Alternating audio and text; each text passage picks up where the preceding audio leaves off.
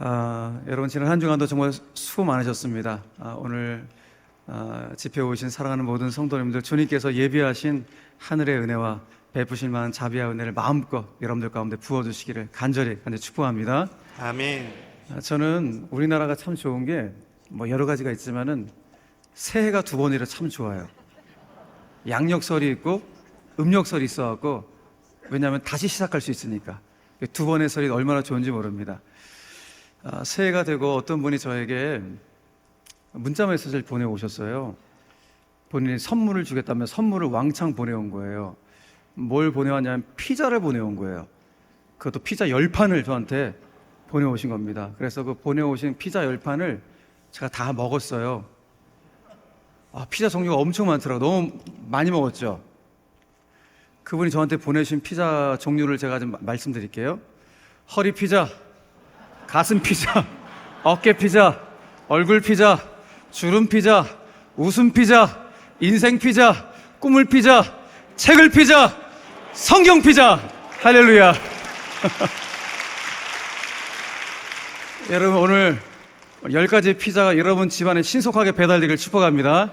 아멘. 여러분, 올해를 출발하면서 여러분의 인생이 쫙 주님 안에서 펴지길 바라고, 그리고 여러분 주변에 움크러들었던 모든 분들, 여러분들 때문에 그분들의 인생도 쫙 펼 수 있는 그런 축복의 통로로 머드게 쓰임받기를 간절히 축복합니다.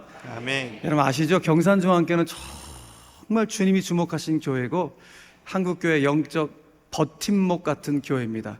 경산중앙교회가 잘 되면 한국교회가 잘 되는 겁니다. 그래서 여러분 이렇게 경산중앙교회의 뜨거운 기도의 열기가 식지 않을 수 있도록 여러분 계속해서 뜨거운 예배의 감격과 식지 않는 기도의 영성으로 한국교회 최고의 목사님이신 우리 김종호 목사님과 함께 경산중앙교회를 더욱더 든든히 세워가시기를 주의 이름으로 축복합니다. 아멘. 저는 중학교를 80년대 초에 제가 중학교를 다녔는데요. 제가 중학교 다닐 때 저희 반에서 부러웠던 친구가 한 두세 명 정도가 있었어요. 그 친구들이 왜 부러웠냐면은 나이키 운동화를 신고 다녀갖고 너무 부러웠어요. 왜냐면 저는 그때 우리 젊은 친구들 잘 모르겠지만은 나이스라는 짝퉁 운동화가 있었어요. 나이키하고 약간 비슷한, 이름도 비슷하잖아요. 나이키, 나이스. 저는 나이스 운동화를 신고 다녔기 때문에 나이키 운동화 신고 다니는 친구들이 그렇게 부러울 수가 없었어요. 아마 제 또래 분들은, 50대 중반의 분들은 다 아시죠, 나이스를. 근데 어떤 분이 이런 질문을 하는 거예요. 고가의 운동화, 나이키 운동화를 신고 다니는 사람과 짝퉁 나이스 운동화를 신고 달리기를 했을 때 누가 더 빨리 달리겠느냐. 지금이야 그러면 나이키는 대중화돼 갖고 웬만하면 다 나이키 신잖아요. 근데 그 당시에는 좀 사는 집 아이들이 신었던 신발이 나이키였거든요. 근데 이분이 이런 질문을 하는 거예요. 나이스하고 나이키하고 달리면 누가 이길 것인가? 이분은 확고히 대답하는 거예요. 나이스가 반드시 이긴다. 짝퉁이 반드시 이긴다는 거예요. 왜? 고가의 나이키 운동화를 신고 달리면은 그 상표를 사람들 가운데 보여줘야 하기 때문에 천천히 달린다는 거예요. 근데 짝퉁 나이스를 신고 다니면은 부끄러워갖고 발에 불이 내려 달리기 때문에 나이스가 이긴다. 그러니까 듣고 보니까 우스꽝스러운 이야기인데 맞는 것 같다는 생각이 들더라고요. 그래서 이게 우스꽝스러운 이야기가 우스꽝스러운 이야기로 끝나는 게 아니라 뭔가 교훈을 주는구나. 내가 조금 부족하다고 생각하는 것이 오히려 장점이 된 케이스라고 말할 수 있을 것 같습니다. 그러니까 내가 좀 부족하다고 생각한 나이스 운동화를 신고 나이키 운동화를 이겼으니까 부족함이 장점이 될 수 있겠구나, 그런 생각을 해보게 됩니다. 성경을 통해서 하나님이 일하시는 방법이 정말 여러 가지가 있는데, 그 중에서 하나님의 일하시는 방법이 아주 독특한 방법이 하나 있습니다. 그 방법이 무엇인가 하면 하나님이 아주 부족하고 연약한 자를 골라서 들어서 하나님의 구원의 도구로, 진리의 도구로, 축복의 통로로 하나님이 사용하신다는 거예요. 이게 하나님의 기가 막힌 일하시는 방법이에요. 고린도전서 1장 말씀 보면 사도 바울이 이런 고백하거든요.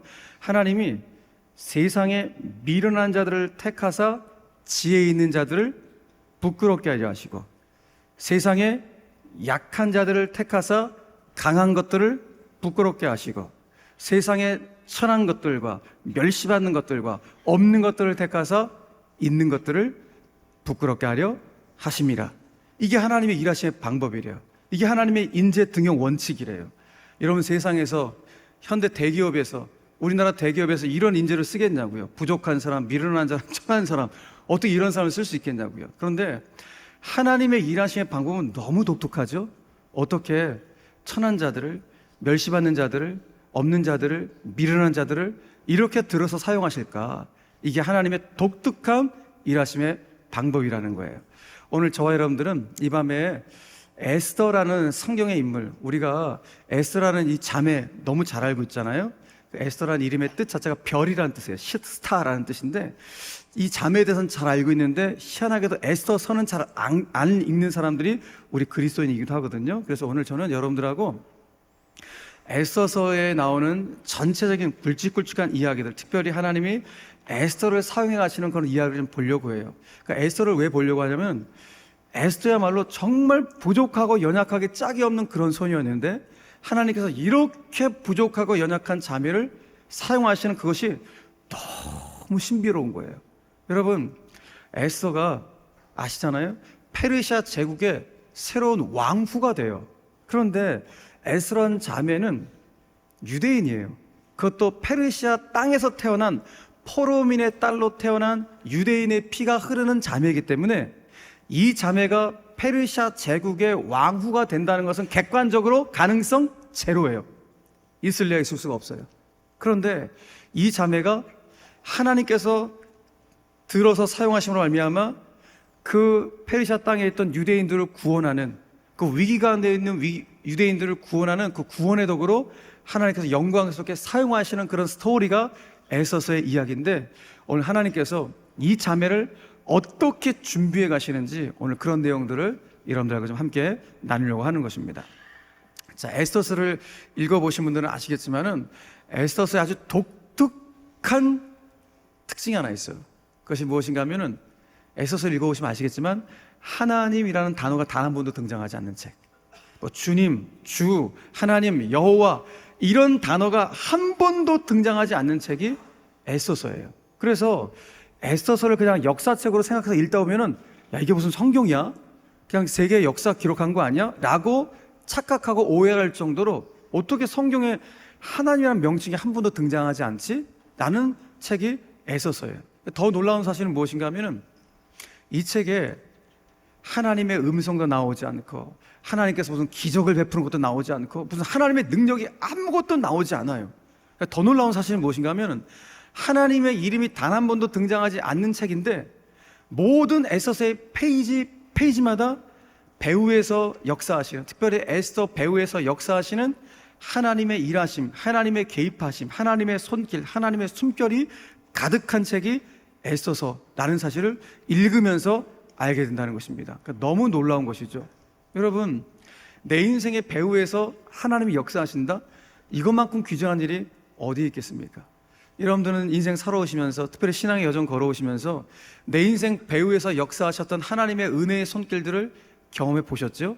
아마 작은 일에서부터 큰 사건에 이르기까지 정말 내 인생 배후에서 역사하셨던 하나님의 은혜의 손길들을 웬만한 신앙의 여정을 걸어오신 분이라면 하나씩, 두 가지씩 다 갖고 있는 그런 간증들이 아마 있으실 겁니다. 저도 마찬가지입니다. 저도 지금까지 살아오면서 짧은 인생이지만 그리고 목회 여정 가운데 정말 하나님의 은혜의 손길이 아니었으면 전 지금도 목회를 내가 어떻게 하고 있지? 정말 이 부족한 자, 연약하게 짝이 없는 자를 하나님께서 들어서 귀한 교회로 보내셔서 수많은 성도들을 목양할 수 있도록 이와 같은 은혜를 주신 것은 정말 내 실력이 아니라 하나님의 은혜의 개입과 하나님의 은혜의 손길이구나 라는 것을 매 순간순간마다 깨닫습니다. 제가 어느 정도 부족하냐면요, 목회하다가 이런 적도 있었어요. 하루는 너무 몸이 피곤해갖고 근데 새벽엔 또 일어나야 되니까 새벽에 3시 반에 딱 일어나갖고 교회를 향하는데 그때 너무 피곤했어요. 밤을 새고 막 그래갖고 며칠 동안. 새벽에 이제 아내랑 이제 나왔어요. 나왔는데 새벽기도 그 예배당에 탁 올라가는데 옆에 화장실이 있거든요. 로비에. 화장실에서 한 장로님이 나오시는 거예요. 그 장로님한테 인사를 드렸어요. 아유, 장로님 안녕하세요. 피곤한 상태로. 근데 제가 그 전날에 제 비서로부터 그 장로님 권사님이 아이고 방 안에서 걸으시다가 삐끗덕 하셔갖고 팔을 다치셨다는 제가 그 보고를 받은 거예요. 왜 새벽에 장로님 만나갖고 그게 갑자기 생각이 나갖고 장로님한테 장로님 권사님 좀 괜찮으세요? 제가 물어본 거예요. 그랬더니 이 장로님이 저한테 제 손을 딱 잡으면서 예배당으로 같이 걸어가시면서 아이고 우리 목사님 보약 좀 드셔야겠어요. 난데 그러는 거예요. 난데없이. 그게 무슨 소린가 나는 하고 그래서 권사님 괜찮으시냐 계속 물어봤거든요. 그러다가 예배당 하나 들어와서 장로님도 여기 앉고 나도 저쪽에 앉으면서 이제 새벽기도를 시작하는데 새벽기도 시작하기까지 한 15분 정도 남은 거예요. 기도를 쫙 하고 있는데 갑자기 제 온몸에서 식은땀이 쫙 나는 거예요. 그 순간 하나님이 저희 가운데 마음에 이런 이야기를 하시는 거예요. 야, 김 목사, 너 몇 달 전에 저 장로 부인 네가 장례 치렀잖아. 맞다. 내가 저 장로님 권사님 내가 장례 치렀는데 내가 권사님 괜찮냐고 내가 물어본 내가 순간 우리 그 장로님하고요 비슷한 장로님이 진짜 계세요. 외모도 너무 비슷해. 머리 스타일까지 너무 비슷해. 체격도 너무 비슷한 거야. 근데 그 장로님이 헷갈린 거예요. 그래갖고 내가 그 장로님 권사님의 복을 받았는데 돌아가신 권사님의 그 홀로 되신 장로님한테 권사님 괜찮냐고 물어본 거예요. 아이고 실수해도 이렇게 큰 실수를 한 거예요. 그래서 새벽기도 시작하기 전에 그 앞에 계신 장로님한테 몰래 가갖고 쫙 가갖고 귀에도 대고 장로님 죄송해요. 제가 깜빡했어요. 너무 죄송해요. 그랬어요. 그때 장로님이 제 귀에다 대고서 잘 안 들려요. 목사님 잘 안 들려요. 그러는 거예요. 아니 방금 전까지 아이고 우리 목사님 보약 좀 드셔야겠어 라고 그렇게 말씀하셨던 장로님이 저한테 잘 안 들린다고 그러는 거예요. 내가 그 순간 야 장로님이 날 너무 사랑하시는 거야. 담임 목사가 민망할까 봐 잘 안 들린다고 이렇게 말씀하시는구나. 야, 나 그 이야기를 듣고요 제가 우리 교회 부임해서 내가 이렇게 우리 장로님들 권사님들 성도들한테 이런 사랑을 받는 담임 목사구나. 나 어마어마하게 큰 실수했잖아요. 예? 아니 당신 부인 내가 장례 치른 지 얼마 되지도 않았는데 권사님 괜찮냐고 물어보는 담임 목사가 어딨냐고 도대체. 아무리 풀이 피곤해도 그렇지 아무리 닮은 장로님이 계시다고 그래도 그렇지 어떻게 큰 실수하냐고요. 그런데 그 장로님이 나 민망할까 봐 잘 안 들린다고 그렇게 이야기하는 그 장로님의 그 성숙한 신앙을 보면서 제가 너무나 감사한 거예요. 그러니까 하나님께서 장로님의 마음속 가운데 개입해 들어오셔서 담임 목사를 사랑할 수 있는 마음을 주셨구나 그 생각하니까요 얼마나 감사한지 모릅니다. 이렇게 제 인생 배후에서 이렇게 하나님께서 역사하시는 거예요. 우리 장로님 마음 가운데도 여러분 이게 얼마나 섭섭한 이야기예요. 얼마나 괘씸한 이야기예요. 그런데 그 장로님이 그거를 다 따뜻하게 품어주셔갖고 담임 목사 민망하지 않고 다시 목회하실 수 있도록 그렇게 하는 그 장로님이 얼마나 성숙한 장로님이십니까? 하나님이 다 인생에서 배후에서 계획하시는구나 이거 생각하니까 너무너무 감사한 거예요. 그래서 제가 지금도 이런 제 인생 배후에서 개입하시고 은혜의 손길을 주시는 그 하나님의 은혜 때문에요 제가 지금도 기쁨과 감사로 목회하니까 얼마나 감사한지 모릅니다. 뭐 그것뿐이겠습니까? 너무나 많아요.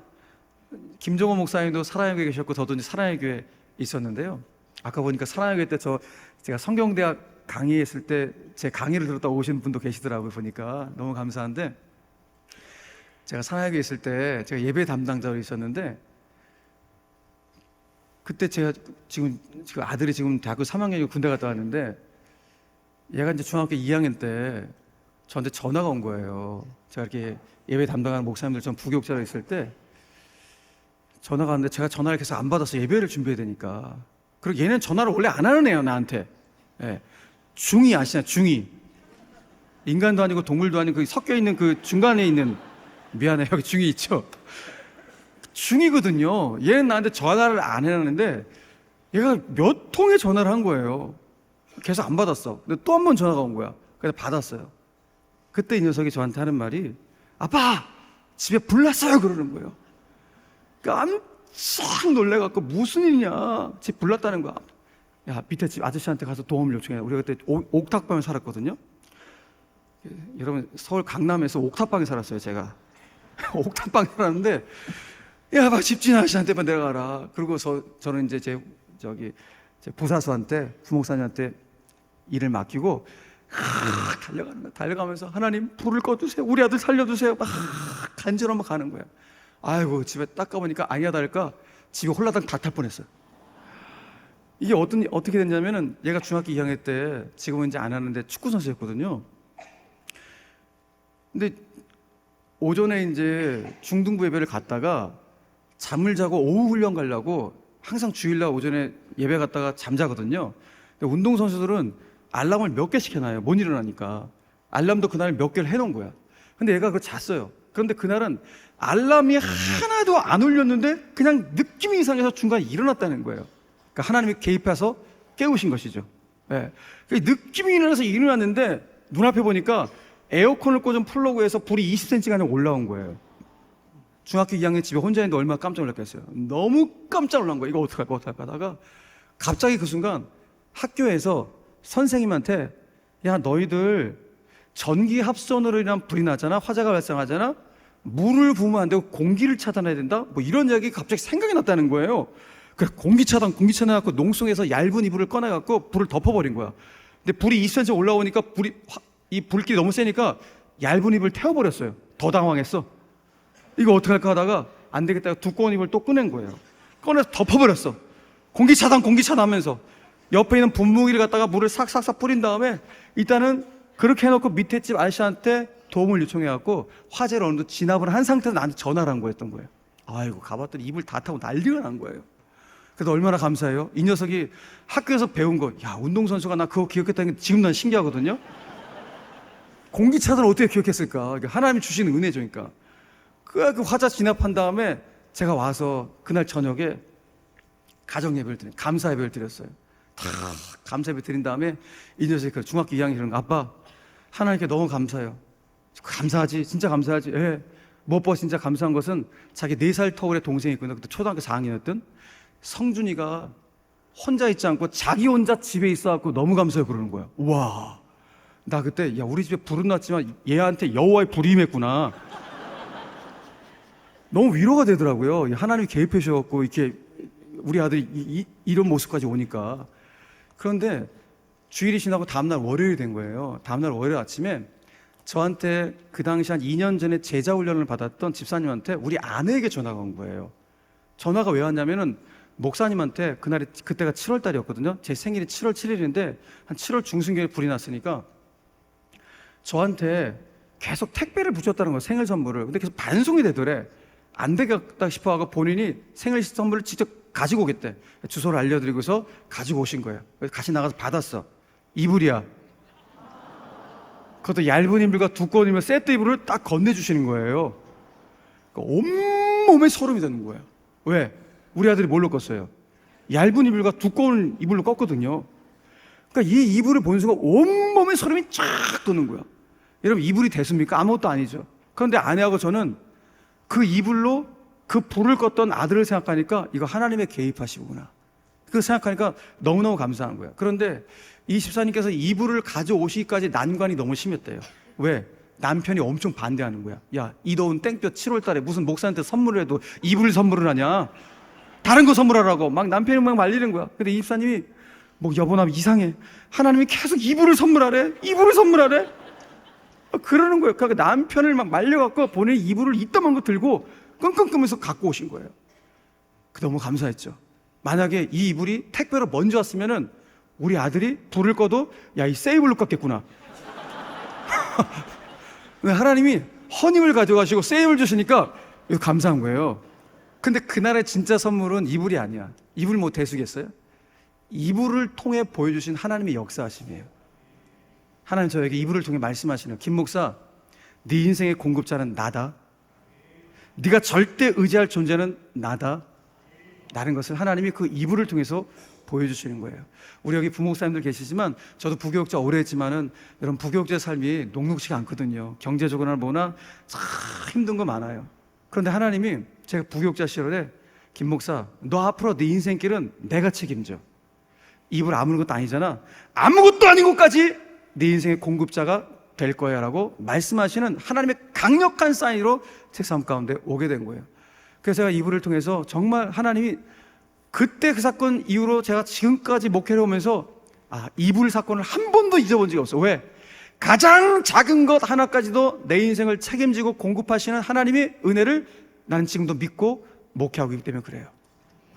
그래서 그때 너무너무 그 은혜가 감사해서 제 입을 통해 터져나왔던 찬송가가 여러분 잘 아시는 찬송가 393장이에요. 오 신실하신 주 내 아버지여 늘 함께 계시니 두려움네. 그 사랑 변찮고 날 지키시며 어제나 오늘이 한결같네. 오 신실하신 주, 오 신실하신 주 날마다 자비를 베푸시며 일용할 모든 것 내려주시니 오 신실하신 주 나의 구주. 할렐루야. 여러분 맞습니다. 저와 여러분들이 믿는 하나님은 어제나 오늘이나 영원토록 변함없이 우리를 지켜주시고 우리의 삶 가운데 매 순간 개입해 들어오셔서 우리 가운데 자비를 베풀어 주시고 일용한 모든 것들을 공급해 주시는 우리가 믿는 하나님은 전능하신 하나님 줄 믿으시길 바랍니다. 아멘. 죽은 자를 살리시고 없는 것을 있게 하시는 그 전능하신 하나님 앞에 오늘 우리가 예배하는 것이고 그분께 간구하게 해서 이 밤 가운데 모인 줄로 믿으시길 바랍니다. 아멘. 중요한 것은 오늘 하나님은 이렇게도 부족하고 연약하게 짝이 없는 저와 여러분들을 지금 이 순간에도 사용하시기 위해서 우리 인생 배후에서 살아서 역사한 줄로 믿으시길 바랍니다. 아멘.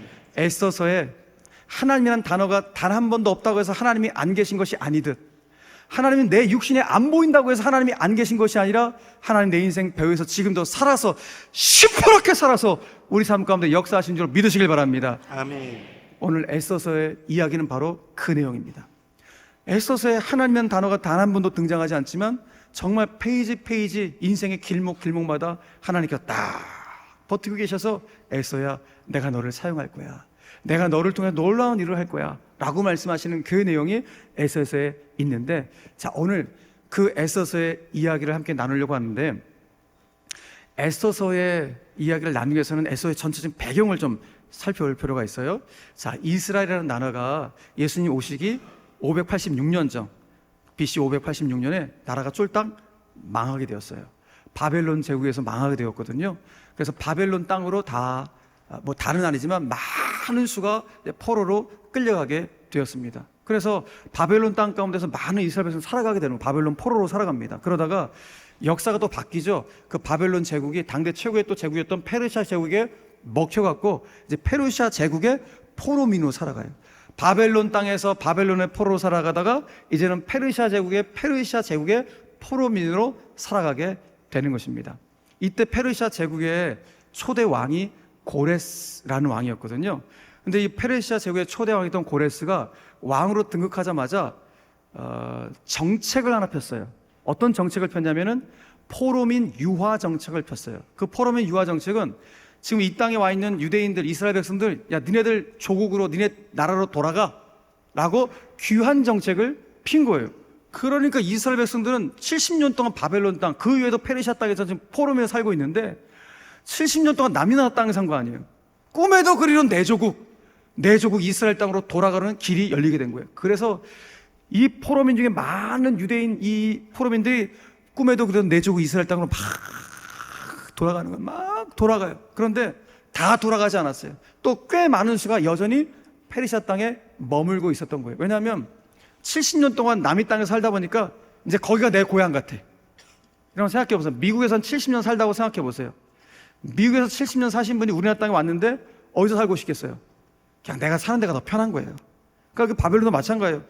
그러니까 페르시아 땅, 그 바벨론 땅에서 한 70년 살다 보니까 이제 여기가 더 편해. 그래서 안 돌아가고 여기 그냥 머물러 살고 있는 유대인들이 굉장히 많아 있었어요. 그런데 세월이 흘러갔고 그 페르시아 땅 가운데 살고 있는 유대인들 가운데 엄청난 위기가 찾아와요. 거기 페르시아 제국의 하만이라는 사람이 유대인들을 다 몰살해 버리겠다는 계획을 세우게 됩니다. 그래서 엄청난 이 큰 위기 가운데 하나님께서 유대인 이스라엘 백성들을 구원해내기 위해서 누구를 사용하시는가? 에스더라는 이 자매를 들어서 유대인들을 구원해내는 이야기가 에스더서의 이야기의 줄거리예요. 그 에스더서는 이렇게 출발합니다. 자, 1장 1절 말씀 같이 한번 읽겠습니다. 시작. 이 일은 아하수에로 왕 때 있었던 일이니 아하수에로는 인도로부터 구스까지 127지방을 다스리는 왕이라. 아멘. 자, 페르시아 제국의 초대 왕이 고레스라 그랬죠. 두 번째 왕은 다리오라는 왕이고 세 번째 왕이 여기 나오는 아하수에로라는 왕이에요. 아하수에로라는 왕은 여러분 세계사 시간 가운데 크세스라고 배웠던 그 왕이에요. 이 왕은 정복 야욕이 대단했던 왕이에요. 그러니까 그 땅도 보세요. 그 땅을 얼마큼 정복한 거예요? 인도에서 구스까지. 구스는 지금의 북아프리카를 말해요. 자, 세계지도를 펼쳐보세요. 자, 인도에서 어디까지? 아프리카까지. 이 땅 전체를 통치했던 왕이 아하수에르 왕이에요. 너무 크니까 127개 지방으로 분할 통치를 했던 그런 왕이에요. 어마어마해요. 그런데 이렇게 엄청난 땅을 정복했던 왕이었음에도 불구하고 여전히 나는 땅에 배고프다. I'm hungry 하는 거예요. 왜? 그가 진짜 갖고 싶었던 땅이 있었어요. 어떤 땅인가? 그리스라는 땅이에요. 이 땅을 아직 정복하지 못한 거. 왜? 자기 전임이었던 다리오 왕 때 그리스 땅을 정복하려다가 실패하게 된 거예요. 그 다리오 왕이 어디서 실패했는가? 그리스의 마라톤 평원에서 전쟁을 했는데 마라톤 평에서 대패를 하게 된 거예요. 그때 그리스가 승리해죠. 그리스 승리가 이 승리했던 한 군사가 막 뛰어서 아테네까지 갑니다. 그 승전보를 전하죠. 여기서 유래된 경기가 뭐예요? 마라톤이에요. 아무튼 이렇게 해서 정복하고 싶은 땅이 그리스였는데 그리스 땅을 자기 전임왕도 정복하지 못한 거야. 내가 정복하리라 라고 생각하는 거야. 그래서 본인이 왕으로 즉위하고 한 3년쯤 되었을 때 그리스 정복 소위 프로젝트를 만든 거예요. 그 그리스 정복 프로젝트를 첫 출발을 뭐로 하는가? 그래, 내가 전쟁을 하려면 군사가 필요한데 내가 지금 정복하고 있는 127개 지방의 고관 대작들을 다 불러 모으자. 불러 모아서 야, 내가 너희들 그리스 전쟁하게 될 때 파병을 하라고 하면 다 군대를 파병해야 돼?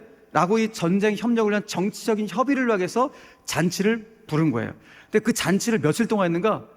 3절, 2절, 3절, 4절 말씀 보니까 며칠 동안이요. 보세요.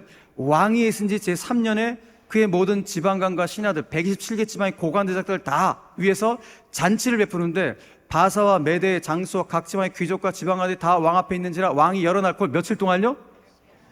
6개월 동안. 6개월 동안 잔치를 치른 목적 뭐예요?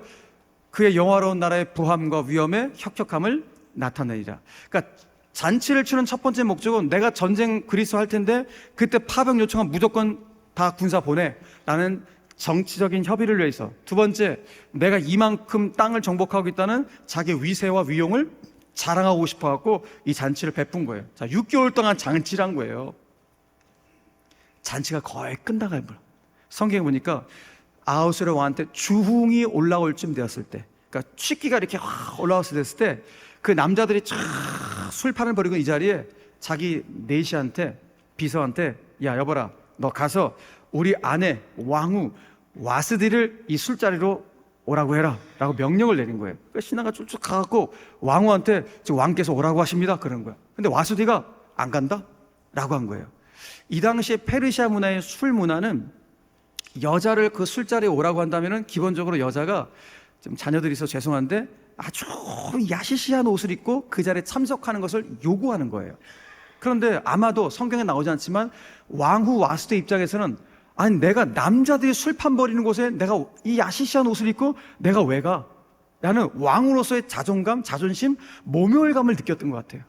그런 모욕감 때문에 나는 못 가겠다고 얘기합니다. 그러자 이 보고를 받은 아하수에르 왕이 지금까지 자기 당대 제국에서 내 명령을 어긴 자가 한 명도 없었을 텐데 아니 지금 내 아내가 신하들이 보는 자리에서 보란 듯이 내 왕명을 어긴 거예요.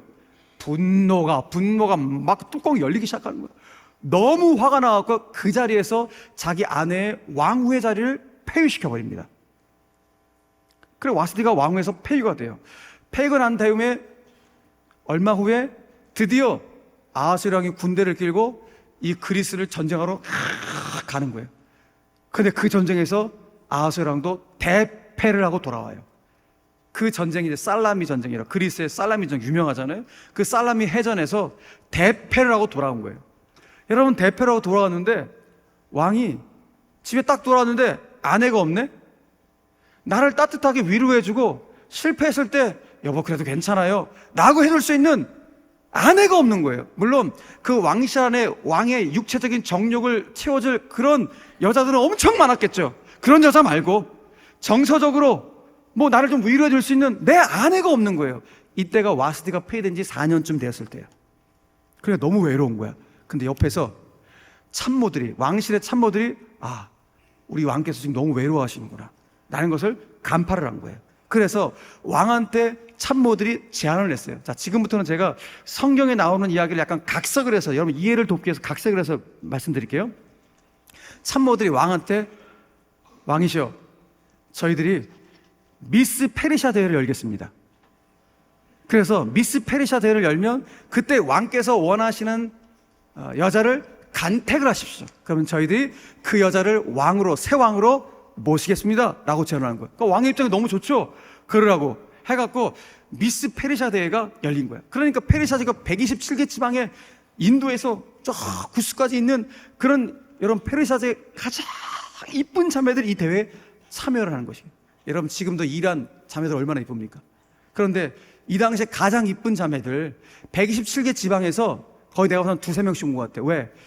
요세푸스라는 유대인의 유명한 역사가가 있는데 요세푸스 역사가에 의하면 이 당시 한 400명 정도의 자매가 이 대회에 참여했을 것이다 라고 기록을 해요. 그러니까 127개 지방으로 나눈다면 두세 명 정도가 참여한 가장 이쁜 자매들. 그러니까 이 당시에 이 페르시아 왕실에서는 자기 딸들을 새 왕으로 세우기 위해서 정치적인 암투가 엄청 났겠죠. 그죠? 근데 이렇게 해서 이제 이 페르시아 대회에 많은 자매들이 참여를 했는데 이 대회에 성경 보니까 누구도 참여했다? 에스더도 이 대회에 참여를 했다는 거예요. 그런데 오늘 성경 읽었지만은 오늘 보면 2장 8절 말씀을 이렇게 기록하고 있어요. 에스더도 왕궁으로 이 대회에 어떻게 했어요? 자발적으로? 아니, 이끌려갔어요.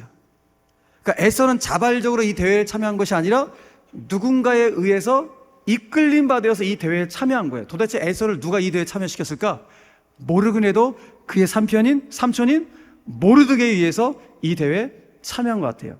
더 정확히 말하면 모르드게를 움직이신 하나님의 손길에 이끌려서 에스더가 하나님의 손길에 이끌려서 이 대회에 참여를 하게 된 거예요.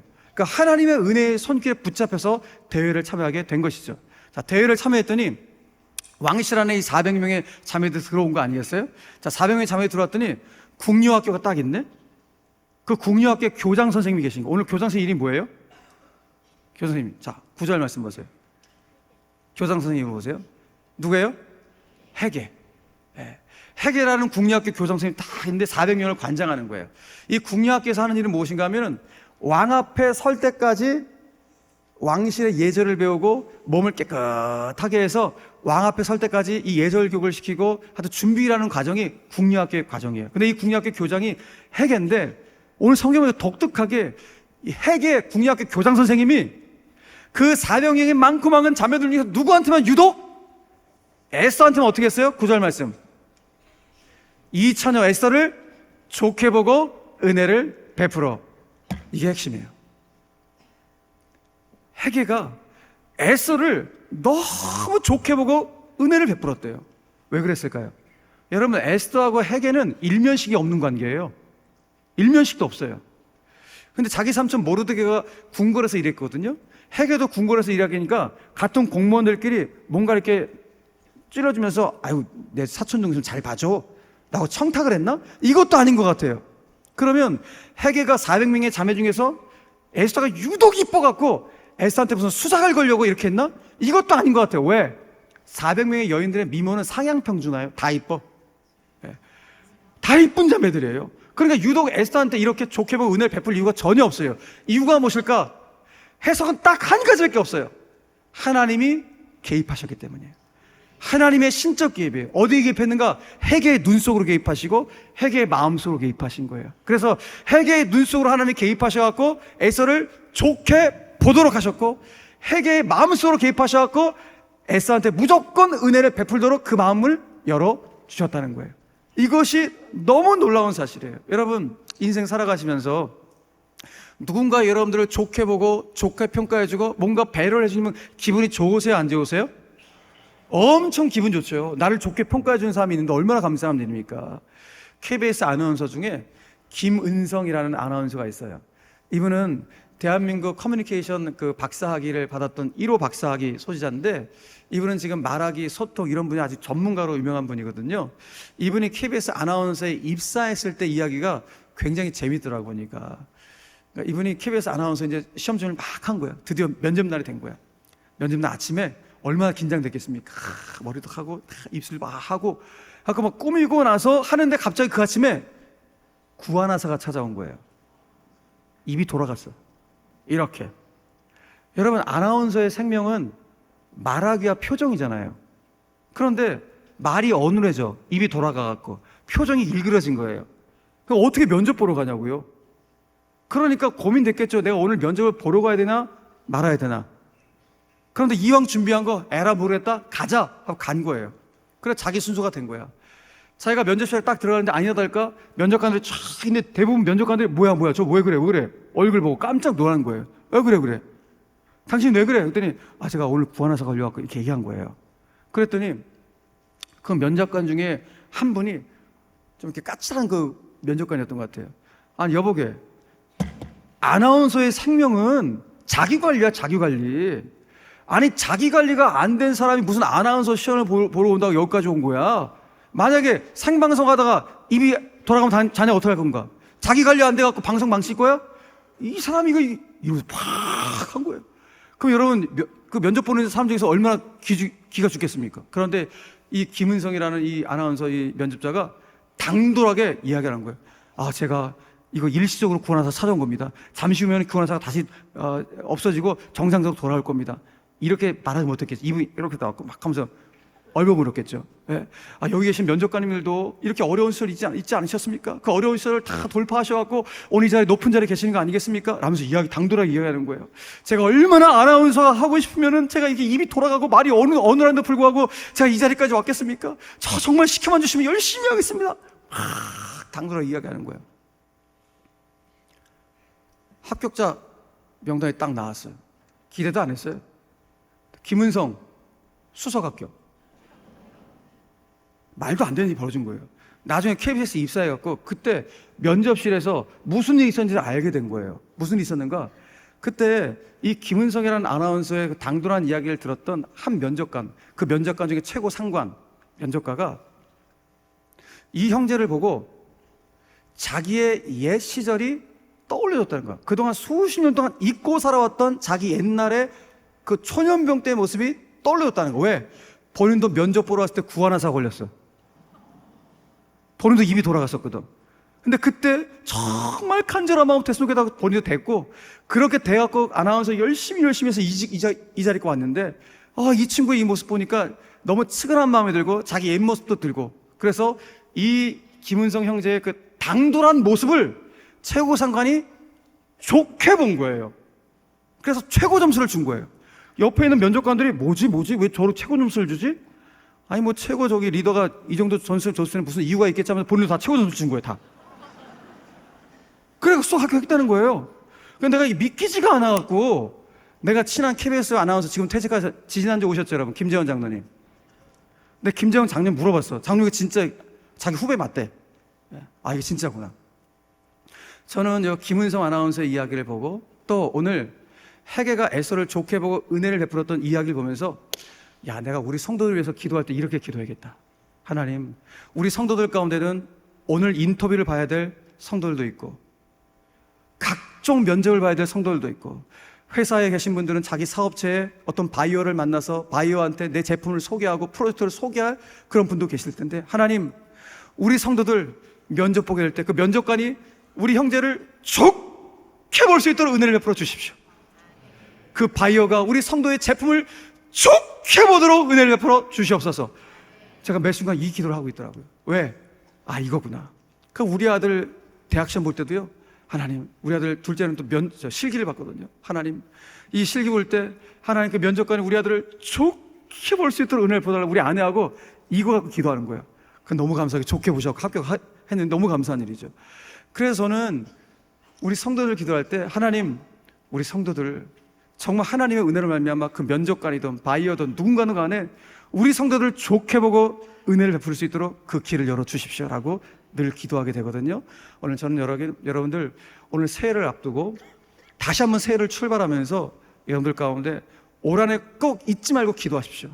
하나님, 누군가가 제 인생을 볼 때 좋게 볼 수 있도록, 하나님, 무엇보다 하나님이 내 인생을 좋게 보시고 은혜를 베풀어 주시는 그런 인생 되게 해달라고 기도하시고, 내가 어디에 서든지 간에 하나님, 그분이 나를 좋게 볼 수 있도록 그분의 마음 가운데, 그분의 눈 가운데 개입해 들어와 주십시오라고 기도할 수 있는 여러분들 되시기를 저는 축복합니다. 아멘. 너무나 소중한 기도의 제목이 아닐 수 없습니다. 자, 그렇다면 하나님께서 구원의 도구로 사용하시는 에스더를 어떻게 사용하시려고 직접적으로 개입해 들어오실까? 그 하나님의 일하심을 좀 더 구체적으로 한번 살펴보도록 하겠습니다. 자, 지금 국려학교에 지금 400명의 자매들 들어왔죠?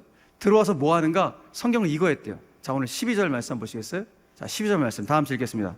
시작. 처녀마다 차례대로 아하수에로 왕에게 나아가기 전에 여자에 대하여 정한 규례도 12달 동안을 행하되 6달은 모략 기름을 쓰고 6달은 향품과 여자에게 쓰는 다른 물품을 써서 몸을 정결하게 하는 기한을 마치며. 아멘. 잘 보세요. 여기 보니까 국려학교에 들어간 400명의 자매들이 왕 앞에 차례대로 이제 설날을 기다리고 있는 거예요. 그죠? 12달, 1년 동안 준비하는 거야. 1년 동안 이 자매가 국려학교에서 뭐 했대요? 한마디로 말해서 피부 관리했대. 이거 피부 관리했대잖아요. 예. 아로마 테라피하고 뭐 네일 아트하고 뭐 이거 했다는 거예요, 이거. 예. 1년 동안 이거 한 거예요. 자매님들 부러우세요? 부러워할 필요 전혀 없어. 400명 중에서 1명 뽑히는 거거든요. 나머지 399명은 왕실 뒤뜰 후궁으로 평생 거기서 살아야 돼. 집에 못 돌아가. 평생 왕실 후궁에서 살아야 되는 거야. 그러니까 무조건 뽑혀야 돼. 그러니까 이 400명의 자매들이 왕한테 잘 보이기 위해서 얼마나 꾸며댔을까요? 그런데 성경에 보니까 국려학교 교장 선생님 해계가 딱 정해진 규칙이 있대. 여러분들 꾸며도 요 정도 수준 안에서 꾸미세요라고 어른들의 그 규칙, 바운드를, 경계를 준 거예요. 그런데 그거 갖고 되겠어요? 더 이쁘게 보이려고 뭐 마스카라도 두껍게 했다가 얇게 했다가, 예, 피부 이것도 웜톤 했다가 뭐 쿨톤 했다가 립스틱도 뭐 와인톤 했다가 핑크 컬러 했다가 온갖 화장을 다 했을 거예요.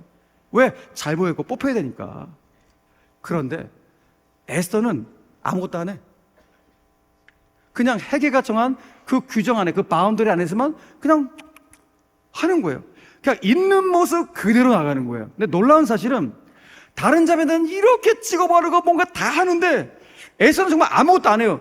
그래서 에스더서를 읽는 독자 입장에서도 얘가 지금 왕후가 될 마음이 있는 애야 없는 애야? 라고 의심이 될 정도로 아무것도 안 하는 거예요. 놀라운 사실. 아무것도 안 하고 있는 모습 그대로 나아가는 에스더를 보는 모든 사람들마다, 에스더를 만나는 모든 사람들마다 에스더는 사람들로부터 이쁨과 사랑을 받더라 그래요. 자, 보세요 여러분. 15절 말씀 다 같이 시작. 에스더가 차례대로 왕에게 나아갈 때 궁녀를 좋아하는 내시 해계가 정한 것 외에는 다른 것을 구하지 아니하였으나 모든 보는 자에게 사랑을 받더라. 아멘. 너무 부족해. 있는 모습을 그대로 나가요. 근데 뭐가 있어요? 매력 뿜뿜이야. 진짜 매력이 넘치는 자매가 되었다는 것이죠. 어떤 선교학자가 선교가 뭐냐? 복잡하게 말할 필요 없고 선교는 매력의 감염이다 라고 정의해 놨더라고요. 자, 선교가 뭐라고요? 매력을 감염시키는 거래. 맞다. 우리는 최고의 매력을 갖고 있는 예수님을 증거하는 자들. 그게 선교잖아요. 근데 최고의 매력을 갖고 있는 예수님을 증거하는 내가 매력이 없어. 그럼 되겠냐고요. 그래서 선교는 매력을 감염시키는 거예요. 저는 바라기는 오늘 성경에 보니까 에스더를 보는 모든 자마다 에스더가 사랑을 받았다 그랬잖아요.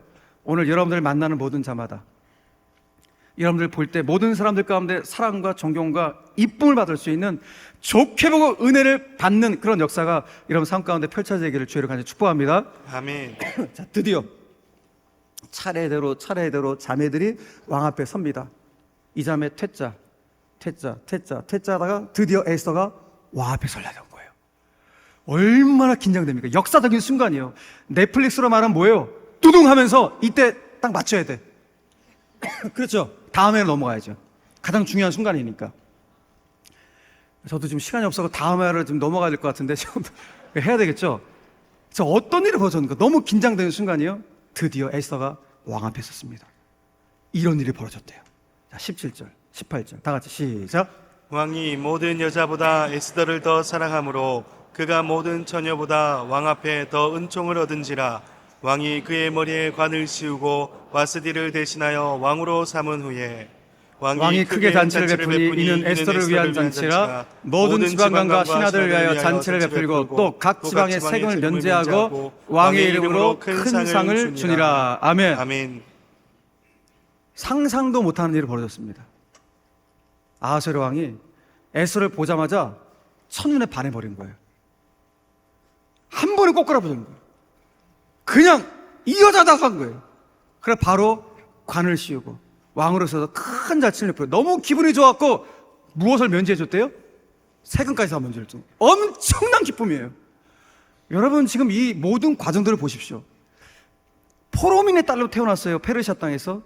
유태인의 피가 흐르는 자매예요. 이런 자매가 페르시아 제국의 왕후가 된다? 아니면 가능성 제로되니까 객관적으로 일어날 수가 없는 일이에요. 어떻게 일하는 거예요? 하나님이 개입해 들어오셨어요. 여러분 저는 그래서 아하스웨를 만날 일은 없겠지만 제가 아하스웨를 만나면은 물어보고 싶어. 아니 그때 에스더가 뭐가 좋았냐? 더 이쁜 자매들 많았을 텐데 에스더한테 왜 한눈에 반해버린 거냐? 그러면 아하스웨가 저한테 이렇게 말할 것 같아요. 나도 모르겠다고, 이유를 모르겠다고, 그냥 반해버렸다고. 나한테 그럴 것 같아요. 왜? 하나님이 개입해 들어오셨으니까. 이유가 없어. 하나님이 아하스웨의 마음과 눈 속으로 개입해 들어오신 거예요. 헤게의 눈과 헤게의 마음 속에 들어오셔서 에스더를 좋게 보고 은혜를 베풀게 하셨듯이 하나님께서 아하스웨의 마음과 눈 속에 들어오셔갖고 아하스웨라고 에스더를 무조건 좋게 보고 매력에 빠지도록 하셨던 거예요. 다른 해석할 길이 없어. 이거 외에는. 그러니까 하나님의 신적 개입이에요. 이게 너무너무 귀한 것이죠, 여러분. 여러분 그래서 저는 오늘 이 장면 보면서 너무 놀라운 거예요. 만약에 여러분 127개 지방의 자매들 온 게 아니겠습니까? 자기 마음에 드는 자매를 만났다면 적어도 너는 어느 지방 출신인고? 너의 부모는 뭘 하는 사람인고? 라고 이 정도는 물어봐야 정상 아니겠습니까? 근데 그날따라 아하스웨로가 아무것도 안 물어봐. 왜? 하나님이 개입해 들어오셔서 딱 입을 막아버리신 거예요. 그러니까 모든 것이 다 하나님의 개입과 섭리 가운데 있었기 때문에 에스더가 그 왕후의 자리에 올라가서 그 유대인들을 구원하는 위기로부터 구원하는 엄청난 일들을 감당하게 된다는 것입니다. 여러분 뭐 에스더서는 이제 이 위기에서 건진받은 이야기도 쭉 기록되어 있지만 에스더가 이 자리에 서기까지의 우리 하나님의 일하심을 보았습니다. 여러분 그럼 기도하셔야 돼요. 올해 꼭 기도할 거. 하나님 저의 인생도 이렇게 개입해 주세요. 정말 구체적으로 개입하시고 들어오셔서 하나님 저를 만나는 사람들의 마음속에도 눈에도 개입해 들어오셔서 하나님 저를 볼 때 좋게 보고 정말 좋은 평가를 할 수 있도록 하나님 역사하여 주시옵소서. 이것이 여러분들 정말 구체적인 기도의 제목이 되셔야 합니다. 무엇보다 하나님 저도 에서선 부족하고 연약하기 짝이 없습니다. 그런데 이 부족한 삶 그래도 에서처럼 매력적인 인생 될 수 있도록 하나님 제 인생을 붙잡아 주시옵소서. 아멘. 그리스도의 향기, 그리스도의 편지. 저분의 인품과 저분의 성품은 정말 너무 아름답다. 나 저 사람과 늘 가까이 하고 싶다. 이런 마음이 풍길 수 있도록 여러분들 기도하셔야 돼요. 그러니까 제가 오늘 구체적인 기도 제목을 드린 거예요. 뜬구름 잡기 기도 제목 하지 마시고 하나님 정말 제 인생에 구체적으로 개입해 들어오시고 저를 만나는 사람들에게도 구체적으로 개입해 주시고 제 인생이 매력적인 인생 되게 하여 주시옵소서. 아멘. 그래서 우리가 늘 기도할 것이 무엇인가? 하나님 이렇게 기도하기 위해서는 하나님과 늘 함께 될 거 아니에요. 그죠? 하나님과 늘 동행하고 싶은 마음이 있어야 돼요. 하나님께서 어떤 순간에도 내 인생 가운데 하나님의 은혜의 촛대가 떠나가지 않게 하여 주십시오. 하나님의 그 능력의 촛대가 내 인생 가운데 떠나가지 않기를 원합니다라는 기도를 날마다 하셔야 돼요. 늘 하나님과 함께 하길 원하는 마음. 제가 예전에 유퀴즈 언더블락이라는 그 프로를 봤는데 유재석 씨하고 조세호 씨가 진행하는 프로잖아요. 셀럽들 한 명씩 초대해갖고 이런저런 이야기 듣는 이야기인데 그때 제가 영상을 봤는데 영화배우 중에 신하균 씨, 연기 잘하는 배우가 초대가 된 거예요. 그 신하균 씨하고 이런저런 이야기를 쭉 나누는 거예요. 그러다가 마지막 질문에 양배추 조세호 씨가 신하균 씨에게 질문하는 거예요. 하균 씨 이거 진짜 만약인데 만약에 하균 씨 옆집에 신이 산다면 하균 씨는 그 신한테 무엇을 부탁하고 싶으세요? 라고 질문을 던진 거예요. 대충 이런 질문 던지면 연예인들은 요즘에 제가 너무 힘들어갖고 신한테 이런 부탁하고 싶어요. 요즘 제가 돈이 좀 떨어지는데 이런 재정적인 문제 해결해달라고 신한테 부탁할래요. 뭐 이런 거 대충 이야기하지 않겠습니까? 그런데 조세호 씨가 신하균 씨에게 하균 씨 옆집에 신이 산다면 무엇을 부탁하고 싶으세요? 질문과 떨어진과 동시에 하균 씨가 말을 합니다. 이사 가지 마세요. 저는 그 이야기를 듣는 순간 제 뒤통수 한 대를 딱 얻어맞는 듯했어요. 왜? 정곡을 찔렀기 때문입니다. 저는 신하균 씨가 예수 믿는 분인지 안 믿는지 저는 모르지만 마음속으로 야, 저 사람 예수 믿는 사람이면 좋겠다. 왜? 그러면 그 신은 하나님이니까. 하나님 제 곁에서 떠나가지 말라고 했던 이야기니까. 내 기도 제목 하나 응답해주고 빠이빠이 하는 그런 신이 아니라 언제나 그저 내 곁에 있어주기를 원하는 그런 마음으로 이야기했으니까. 이사 가지 말아달라고, 떠나가지 않게 해달라고 말했으니까. 여러분, 새해를 앞두고 새롭게 출발하는 저희들 가운데 있어야 할 기도 제목이 바로 이거예요. 하나님, 그저 제 기도 제목 하나 응답해 주시고 하나님 저하고 관계가 멀어진 존재가 아니라 하나님 언제나 제 곁에 계시기 원합니다. 이사 가지 마십시오. 언제나 저와 함께 동행하길 원합니다. 여러분, 이런 마음을 가지고 인생길을 걸어가신다면 우리의 인생길 크게 흔들리지는 않을 거예요. 여러분, 저는 오늘 마지막으로 다윗의 고백을 좀 선포하고 말씀을 맺히려고 하는데, 유명한 다윗의 고백이 있는데 이 고백 한번 읽어볼까요? 자, 시편 말씀입니다. 같이 시작. 나의 영혼이 잠잠히 하나님만 바라며 나의 구원이 그에게서 나오는도다. 오직 그만이 나의 반석이시오 나의 구원이시오 나의 요새이시니 내가 크게 흔들리지 아니하리로다. 아멘. 전 다윗의 이 정직한 고백이 너무 좋아요. 본인이 흔들린대. 그런데 언제 크게 흔들리지 않는데요? 잠잠히 하나님을 바라볼 때. 다시 말해서 내 삶의 중심이 하나님이실 때, 내가 하나님의 개입하심과 하나님의 나와 함께 하심을 늘 신뢰하게 될 때 나는 크게 흔들리지 않는다. 여러분, 인생 살아가면서 안 흔들리는 사람 누가 있습니까? 다 흔들리죠. 목회하면서 맨날 흔들리거든요. 저는 진짜 이리 갔다 저리 갔다 왔다리 갔다리. 여러분, 세상에서 제일 부실한 다리 이름이 왔다리 갔다리라면서요. 저도 늘 왔다리 갔다리예요. 그런데 흔들거리죠. 조금씩 흔들거리지만 그래도 크게 흔들리진 않는데요. 언제? 주님이 내 삶 가운데 중심에 계시고 내가 주님을 절대 의지하고 내 삶 가운데 주님이 언제나 개입해 들어오시기를 소망하는 자들, 하나님의 개입을 늘 사모하는 분들 가운데 크게 흔들리지 아니하리라. 여러분, 나침판을 보십시오. 나침판이 정상적인 나침판이라면 그 나침판은 침은 언제나 계속 흔들립니다. 고장난 나침판은 침이 딱 죽어 있습니다. 흔들리지 않습니다. 정상적인 나침판은 침은 항상 흔들리면서 어디를 바라봐요? 늘 북쪽을 바라봐요. 똑같아요. 우리 인생도 흔들려도 괜찮습니다. 조금 흔들려도 우리의 믿음의 시선과 삶의 시선이 우리 인생의 북극성 되시는 주님께 고정되어 있으면 돼요. 오늘도 지난 한 주가 흔들리는 삶 속에서 살아오셨다고 괜찮습니다. 이 흔들리는 삶 속에서 오늘도 우리 인생의 북극성 되시는 주님을 바라보며 기도하게 될 때 주님께서 우리 인생을 붙잡으시고 크게 흔들리진 않고 이 믿음의 길을 걸어가리로 믿으시길 바랍니다. 아멘. 올 한 해 새롭게 출발합니다. 어떤 기도의 제목을 가지고 이 자리에 나오셨습니까? 오늘 기도의 제목 드렸습니다. 하나님, 제 삶 가운데 구체적으로 개입해 들어오십시오. 저는 주님을 사랑합니다. 그리고 저를 만나는 사람 가운데도 개입해 주시고, 정말 에스더처럼 부족하고 연약하게 짝이 없지만 하나님 나를 들어서 사용해 주십시오. 저도 매력적인 그리스도인으로 쓰임받고 싶습니다. 주님, 언제나 나와 동행해 주십시오. 이사 가지 마시고 나는 늘 주님과 동행하면서 조금 흔들거려도 내 인생의 북극성 되신 주님 바라보면서 하나님 또 한 해를 믿음의 경주를 하겠습니다. 주님, 나와 동행해 달라는 이 간절한 기도 제목을 주 앞에 올려드릴 수 있는 여러분 하나님의 신실한 종들 되시기를 주님의 이름으로 축복합니다. 아멘. 그러니까 여러분 보세요. 오늘 하나님께서 사람의 눈 속으로, 사람의 마음 속으로 들어가신다고 이해되세요? 하나님이니까 가능하시는 거예요. 그러니까 하나님은 당신의 구원의 계획을 이루시기 위해서라면 못할 일이 전혀 없으셔. 사람의 눈 속으로, 사람의 마음 속으로 들어오시는 거예요. 하나님이 나를 위해서도 못할 일 전혀 없으시는 거예요. 여러분, 우리 옛날에 이 찬송 많이 불렀잖아요. 내 하나님은 크고 힘있고 능히 있어 못할 일 전혀 없네. 이것까지 하셔야 되는데 해볼까? 시작. 내 하나님은 크고 힘있고 능히 있어 못할 일 전혀 없네. 그 믿음으로 사시면 돼요. 아멘. 내가 믿는 하나님, 내 하나님은 나를 위해서라면, 당신의 구원 계획을 이루어가기 위해서라면, 나를 구원의 덕으로 사용하기 위해서라면 못할 일 전혀 없으신 하나님, 사람의 눈 속에도 사람의 마음 속에도 개입해 들어오셔서 당신의 일을 이루시는 그 하나님 바로 내가 믿는 전능하신 하나님이십니다. 올 한해 그 전능하신 하나님 신뢰하시고 믿음으로 달려갈 수 있는 우리 모든 경산중앙의 가족들 다 되시기를 주 예수 그리스도 이름으로 간절히 축원합니다. 아멘. 축원합니다. 아멘.